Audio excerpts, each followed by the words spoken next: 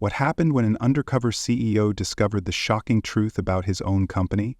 Hello, amazing viewers. Welcome back to our channel where we uncover powerful stories of leadership, redemption, and transformation.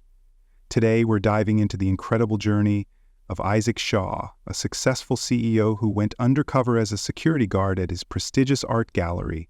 What he found was far worse than he ever imagined: neglect, exploitation, and a broken culture tearing his company apart. But instead of turning away, Isaac took bold, compassionate action to rebuild trust and transform his business. Stay tuned, because this story will leave you inspired. Isaac Shaw leaned back in his leather chair, the city skyline glittering outside his office window.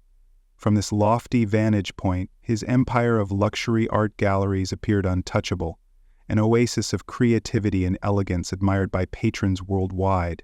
But recently, unsettling reports had reached him from trusted contacts and disillusioned employees who dared to speak up. Stories of understaffing, wage inconsistencies, and a toxic work environment perpetuated by complacent management echoed louder than any applause his galleries received. Isaac had built Shaw Galleries from nothing, transforming his passion for art into an empire spanning multiple cities. Yet, he couldn't shake the feeling that something vital had been lost along the way. His executive team insisted that profits were soaring and customer satisfaction remained high. But Isaac couldn't ignore the growing complaints about one particular location: the Aurora Gallery, his flagship establishment, known for showcasing priceless collections and hosting high-profile exhibitions. From a distance, it seemed like a masterpiece. Up close, cracks had begun to show.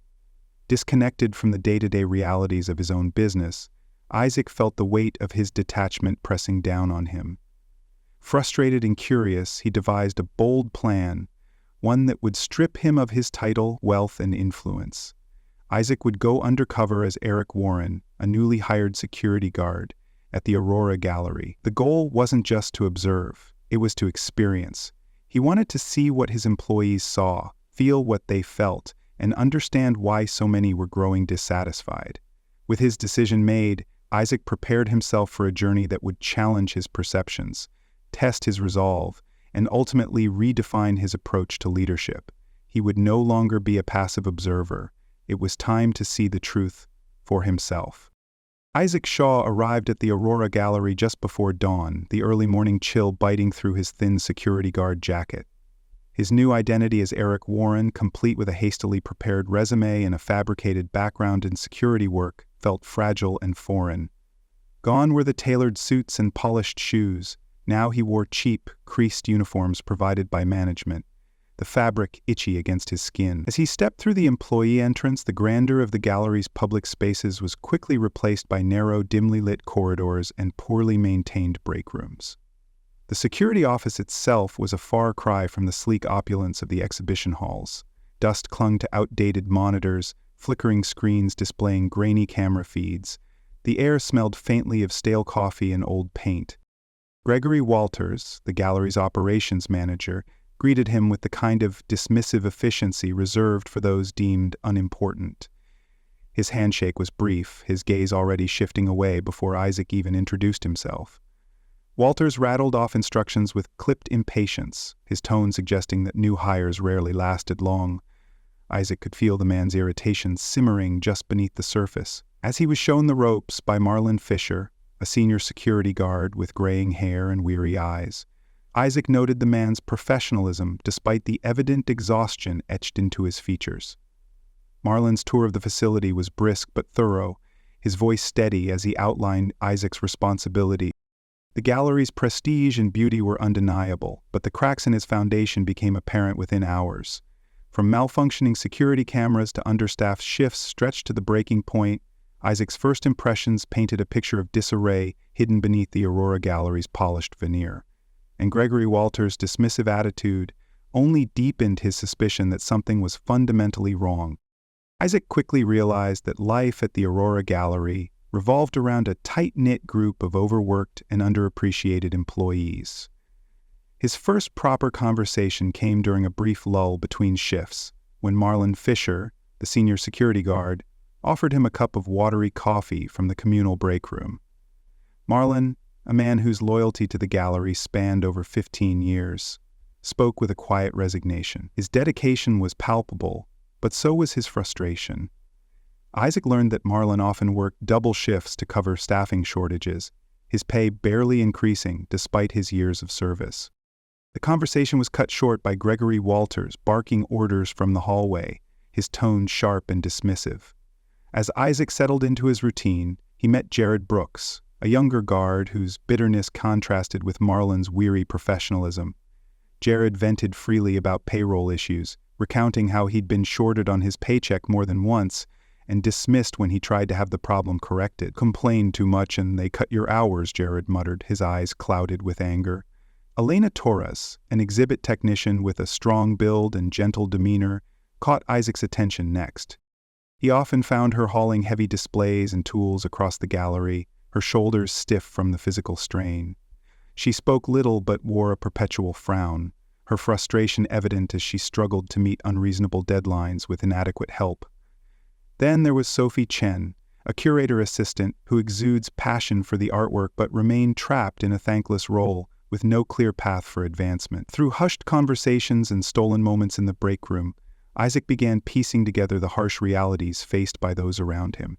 Each encounter added another layer to the complex, fractured environment he had unknowingly allowed to fester.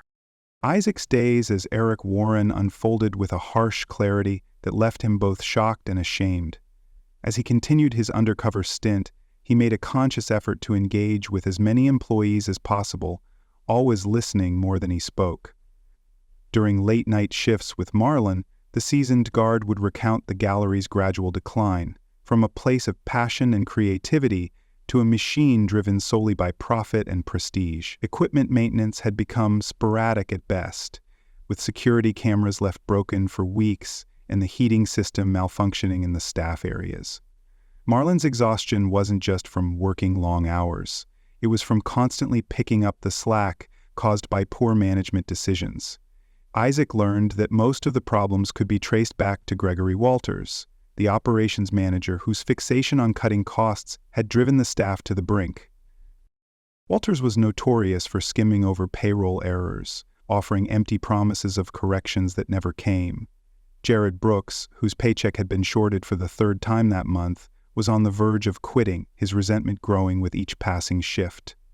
"They say it's an error, but it happens too often to be an accident," Jared grumbled one afternoon, his hands clenched into fists.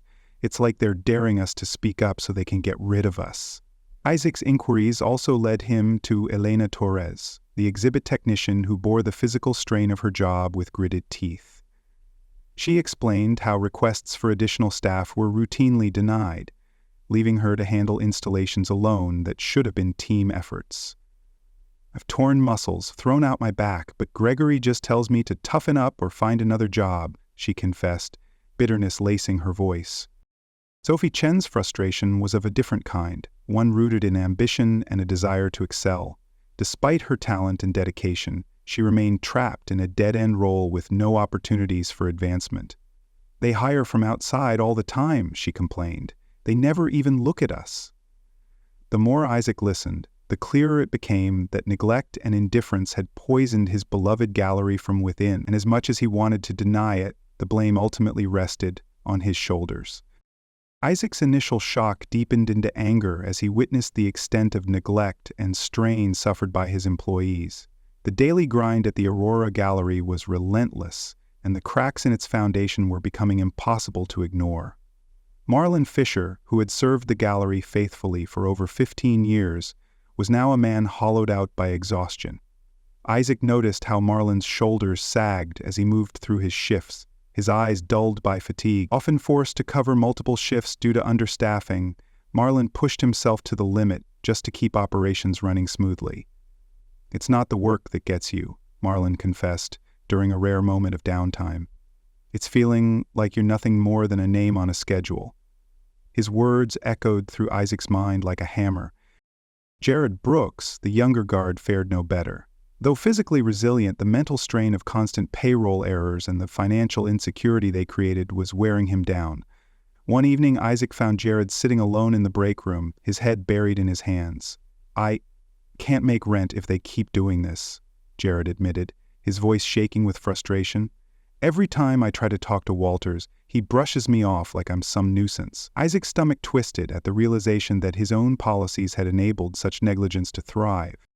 Elena Torres, the exhibit technician, displayed her frustration less openly but no less intensely. Isaac watched her struggle to move a cumbersome sculpture on her own, her face twisted in pain as she strained against the weight. When he offered to help, she snapped, "I've been asking for more staff for years. Walters says the budget won't allow it. Guess I just have to tough it out." Her bitterness cut through Isaac's own defensiveness, leaving him speechless.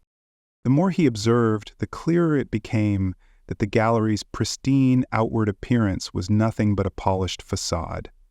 The reality behind the scenes was one of disillusionment, exploitation, and fatigue. And it was all happening under his leadership, hidden from his view until now. Isaac's immersion into the daily grind of the Aurora Gallery exposed a reality far harsher than he had anticipated. As days stretched into weeks, he witnessed the true cost of Gregory Walters' cost-cutting measures and indifferent leadership.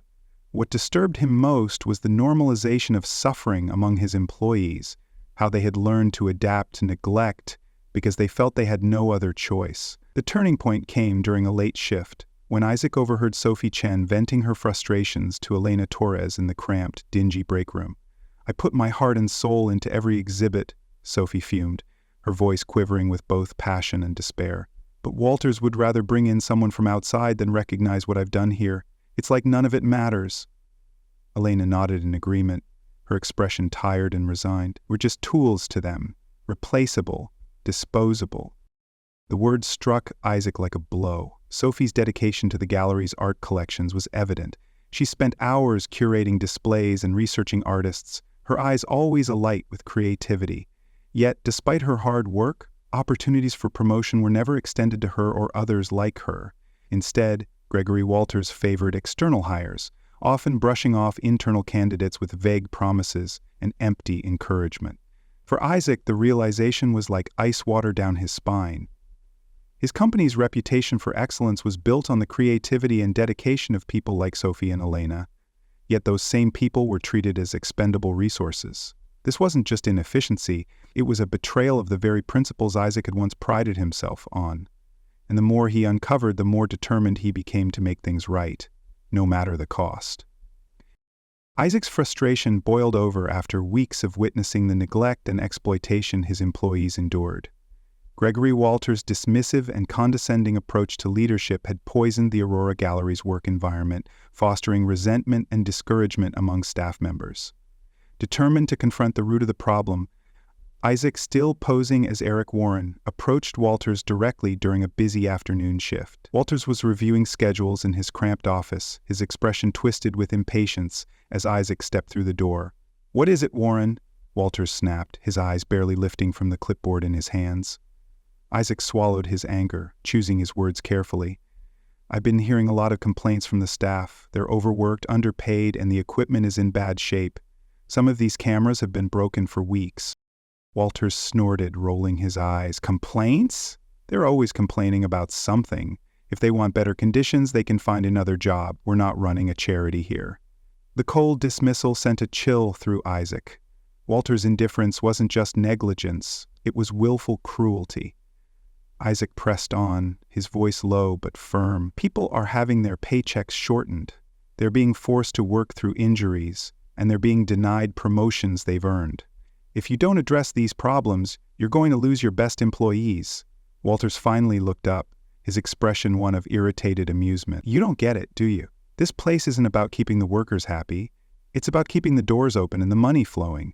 You do what you have to, and if a few people get upset along the way, so be it." Isaac's jaw tightened, but he kept his temper in check. The confrontation had confirmed his worst fears.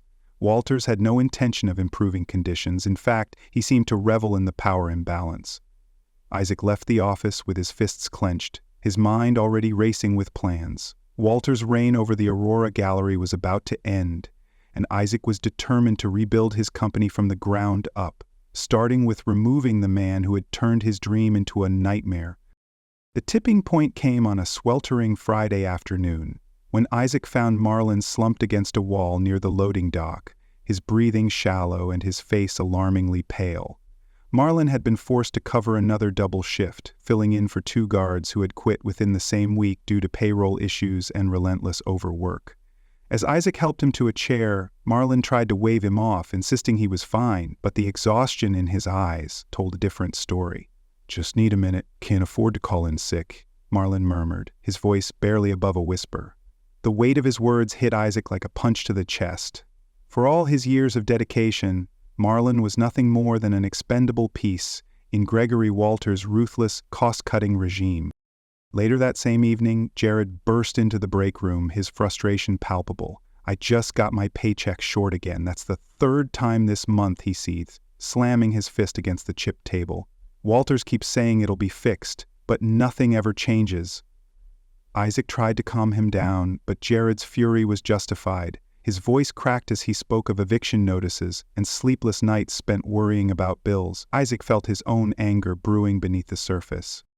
The final blow came when Elena Torres injured her shoulder trying to install a heavy sculpture on her own. Despite reporting the issue to Walters multiple times, her requests for additional staff had been ignored. As she cradled her arm, eyes brimming with tears of frustration, Isaac realized he had seen enough. Watching these good people being ground down to their breaking points was more than he could bear. It was time to act, and this time he wouldn't be holding back. The following Monday, Isaac arrived at the Aurora Gallery, dressed not in the worn uniform of a security guard, but in a tailored suit that announced his true identity. As he strode through the gallery's entrance, the reaction was immediate. Guards stiffened, technicians paused mid-tack, and whispers rippled through the hallways like an electric current. Gregory Walters was already waiting for him, summoned earlier that morning by an irate phone call from Isaac's corporate office. His smug expression faltered as Isaac's steely gaze met him. "Mr. Shaw," Walters greeted him with forced politeness, his voice oozing with sycophantic charm. "What brings you here today?" Isaac didn't bother with pleasantries. "I've spent the last few weeks working here undercover as Eric Warren. I've seen exactly what's happening under your management, Walters. The negligence, the cruelty, the exploitation, it ends now." Walter's eyes widened, his composure fracturing. He stammered something about efficiency and budget constraints, but Isaac cut him off. "Save it. Your excuses are meaningless when people are collapsing from exhaustion, being cheated out of their pay, and working themselves to injury because you refuse to hire adequate staff." Walter's protests grew weaker under Isaac's unrelenting gaze. Without hesitation, Isaac fired him on the spot. Walters spluttered in disbelief, his arrogance crumbling under the weight of Isaac's fury. "You can collect your belongings and leave the premises immediately. Security will escort you out," Isaac ordered, his voice cold and final. Walters' dismissal was swift and unceremonious, his departure met with stunned silence from the remaining staff. With Walters gone, Isaac wasted no time. He gathered the entire staff in the gallery's largest exhibit hall and addressed them directly. "I failed you. I trusted the wrong people to run this place, and you all paid the price for my negligence. That ends today." His words hung heavy in the air, met with a mixture of shock, hope, and disbelief. Isaac laid out his plans for immediate reforms, correcting payroll errors, hiring additional staff, repairing faulty equipment, implementing paid sick leave, and providing clear opportunities for advancement. For the first time, Isaac saw something he had nearly lost: trust flickering in the eyes of his employees. But he knew this was only the beginning. True change would take time and relentless effort, and he was ready to give both. Isaac knew that firing Gregory Walters was only the first step. Rebuilding trust would require consistent effort and genuine accountability. Determined to prove his commitment, he spent the following weeks working alongside his employees, not as their boss, but as a collaborator. Each morning he would show up at the Aurora Gallery in casual attire, rolling up his sleeves to help Elena with installations, assisting Marlin and Jared during security shifts, and even taking the time to listen to Sophie's ideas for improving the exhibits. Isaac made sure payroll issues were corrected immediately, with all missed wages reimbursed in full. He worked tirelessly to implement paid sick leave, boost salaries, and hire additional staff to alleviate the crushing workload. Maintenance teams were brought in to repair broken equipment and improve working conditions, starting with the neglected security systems. Isaac's hands-on approach startled many of the employees who had grown accustomed to being ignored. Marlon, once skeptical of management's promises, gradually opened up to Isaac, sharing his concerns without fear of retaliation. Jared, whose financial struggles had nearly driven him to quit, found his frustrations acknowledged and addressed. Even Elena, who had once dismissed Isaac's help with a bitter remark, began to soften as her workload eased and her health improved. Sophie's enthusiasm for her work returned when Isaac invited her to contribute her ideas during meetings with curators, an invitation that soon led to her well-deserved promotion. As weeks turned into months, the gallery's atmosphere transformed. Conversations shifted from grumbling complaints to creative brainstorming sessions, and laughter began to replace exhaustion during breaks. Isaac's presence wasn't just symbolic, it was a promise kept. His dedication to rebuilding the Aurora Gallery's culture proved to his employees that real change was possible. For the first time in years, hope flourished within the walls of the gallery. Isaac's reforms at the Aurora Gallery were only the beginning of a sweeping overhaul that would transform the entire Shaw Gallery's network. Over the next several months, he implemented a comprehensive improvement plan rooted in fairness, transparency, and opportunity. Payroll systems were upgraded to ensure accurate and timely payments, with dedicated staff members appointed to handle grievances and prevent errors from being overlooked. Employee health and safety became a priority, with paid sick leave, health benefits, and reasonable workloads now standard across all locations. Isaac also introduced mentorship programs designed to encourage internal promotion, providing employees like Sophie Chen with clear career paths and the training necessary to achieve their goals.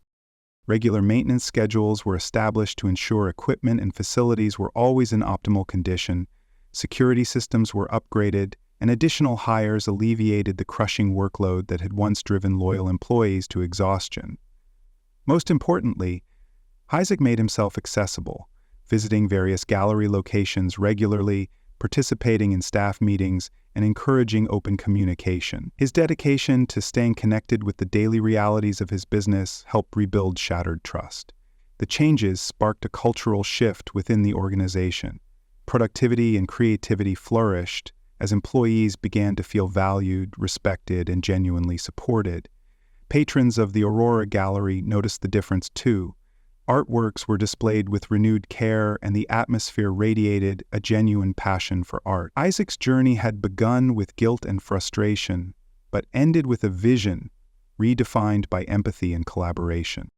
Isaac Shaw stood in the middle of the Aurora Gallery's main exhibit hall, his eyes sweeping over the vibrant, meticulously arranged displays.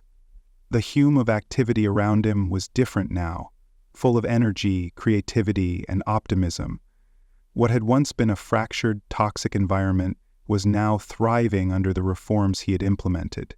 Employees greeted him with genuine smiles, their conversations no longer stifled by fear or resentment. Marlon had been promoted to head of security, his years of dedication finally recognized. Sophie, now a curator, spoke excitedly about her upcoming exhibition, her passion restored. Jared had received the financial stability he desperately needed, and Elena's workload was now manageable, her health no longer compromised by relentless strain. The transformation of the Aurora Gallery reflected Isaac's own evolution as a leader. Going undercover had opened his eyes to the truth he had been too distant to see. He had learned that real leadership required more than delegation and financial oversight. It required empathy, accountability, and a willingness to face uncomfortable truths. As he continued to work alongside his employees, Isaac felt a renewed sense of purpose. His gallery network would no longer be defined by superficial prestige, but by the dedication and well-being of the people who made it all possible. And this time, he would ensure their voices were truly heard. The story of Isaac Shaw's undercover journey at the Aurora Gallery reveals a powerful lesson about leadership. True success is built on empathy, accountability, and the well-being of those who make an organization thrive. By immersing himself in the daily struggles of his employees, Isaac learned that leadership cannot be detached or solely focused on profits. Real leadership involves understanding the experiences of those at every level and actively working to improve their condition. Isaac's transformation from a distant CEO to a compassionate, hands-on leader illustrates the importance of confronting uncomfortable truths rather than ignoring them. His reforms were not just about correcting payroll errors or fixing broken equipment. They were about rebuilding trust, valuing employees' contributions, and fostering a culture where creativity and dedication are genuinely recognized. Isaac's willingness to listen, adapt, and implement lasting change demonstrated that leadership is not about issuing orders from a corner office, but about being present, engaged, and genuinely invested in the well-being of the entire team. His experience serves as a reminder that success is not defined by outward prestige, but by the quality of relationships, fairness, and respect within an organization.